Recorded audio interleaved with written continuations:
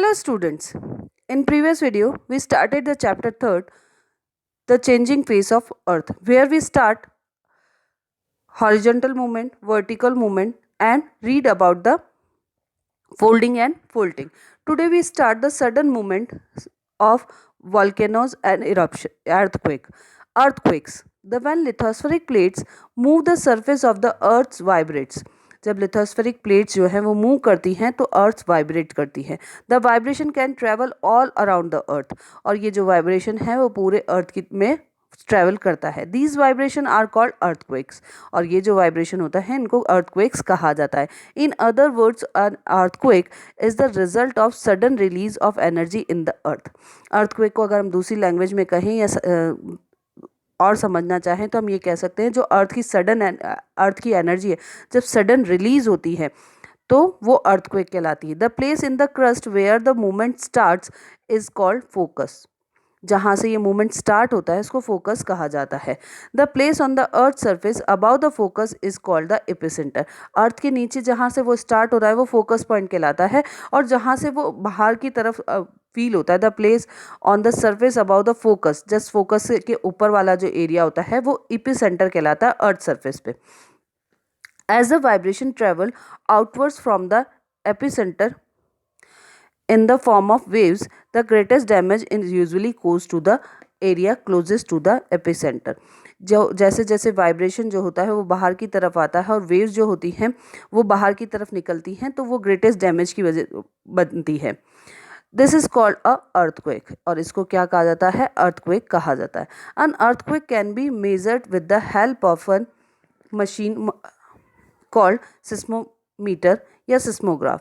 जिस मशीन से अर्थक्वेक को मेजर किया जाता है वो सिस्मोमीटर या सिस्मोग्राफ कहलाता है. द मैग्नीट्यूड या फिर इंटेंसिटी, जैसे कि उसकी तीव्रता जो होती है, अर्थक्वेक की जो तीव्रता है, often earthquake is measured by Richter scale. वो कितनी तीव्र थी, उसमें अर्थक्वेक कितना तीव्र था इसको मेजर करने के लिए रिएक्टर स्केल को यूज़ किया जाता है. The number on this scale range from 0 to 9. इस जो नंबर होते हैं वो स्केल पर वो 0 to 9 होते हैं. Earthquake of magnitude 7 and above are very destructive and cause heavy damage to the life and property. जो अर्थक्वेक की स्केल अगर 7 या उससे ज़्यादा आती है तो वो बहुत ज़्यादा विनाश का कारण बनती है और उसकी वजह से बहुत सारी लाइफ और प्रॉपर्टी को नुकसान पहुंचता है. What causes an earthquake? क्या कारण है अर्थक्वेक का? We live on the top surface of the earth called the crust. हम बहुत अच्छे से जानते हैं कि जिस लेयर पे हम रहते हैं वो क्रस्ट कहलाती, but deep below the earth is very hot. और ये भी हम बहुत अच्छे से जानते हैं कि अर्थ के अंदर जो है वो बहुत ज़्यादा गर्म है. The crust of the earth has cracks in it called the faults. और अर्थ में जो क्रैक्स हैं वो फॉल्ट्स कहलाते हैं. The land on each side of a fault can move as it falls on molten rocks. जो लैंड है उस फॉल्ट्स के साइड में वो मूव करती रहती हैं मोल्टन रॉक्स के ऊपर. The moving land masses sometimes bump against each other and causing the land shake. और कई बार वो एक दूसरे से टकरा जाती हैं या एक दूसरे के ऊपर आती हैं तो इसकी वजह से क्या होता है? लैंड शेक होती है, हिलती है. दिस रिजल्ट इन अर्थक्वेक, और इसकी वजह से क्या आता है? अर्थक्वेक आता है. Earth effects of earthquake. अब अर्थक्वेक के इफेक्ट क्या होते हैं? Earthquakes can displace the crust of the earth to uplift और सबसाइड. या तो अर्थक्वेक की वजह से जो क्रस्ट है वो डिस्प्लेस होती है तो वो अपलिफ्ट हो जाती है, ऊपर उठ जाती है, या फिर सबसाइड हो जाती है, साइड में हो जाती है. They can result in landslides and avalanches in mountain areas. या तो इनकी वजह से लैंडस्लाइड होता है या जो बर्फ़ है वो टूट के गिर जाती है. They can be seen as a destruction of the towns and cities, falling of buildings, damaging roads and communication links, bursting of pipelines etcetera. और इनकी वजह से कई नुकसान हमको देखने को मिलते हैं, जैसे कि टाउन्स का ख़त्म हो जाना, सिटीज़ का नष्ट हो जाना, फॉलिंग ऑफ बिल्डिंग्स का गिर जाना, रोड्स का डैमेज हो जाना, कम्युनिकेशन लिंक्स का टूट जाना और पाइपलाइन का बर्स्ट हो जाना. ये कई इसके साइड इफ़ेक्ट्स होते हैं. Now come to the sudden movement is like in volcano. Natural opening in the earth's crust through which molten material, rocks, ashes, gases, etc. are thrown out are called volcanoes. जब natural openings जो है जहाँ पर हैं वहाँ से earth crust पे मॉल्टन material उसके साथ में रॉक्स जो है, ऐश जो है, गैस जो है, वो जब निकलती हैं तो वो वॉल्केनोज कहलाता है। They erupt due to the excessive heat and pressure inside the earth. और ये इरप्ट होते हैं एक्सेसिव हीट के कारण और बहुत ज़्यादा प्रेशर के कारण जो अर्थ में है। The opening through which molten rocks और lava comes out is called vent of volcano.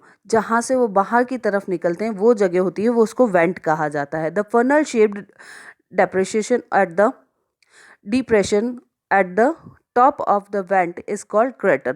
और वेंट के ऊपर की जो जगह होती है उसको क्रेटर कहा जाता है। Most of the active volcano of the world are located in the circular belt around the Pacific Ocean known as a Pacific ring fire.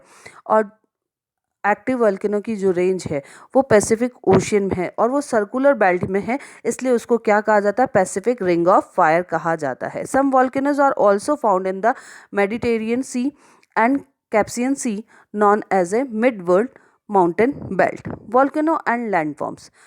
Deposition and cooling of lava around the opening lead to the formation of volcanic cones or heels.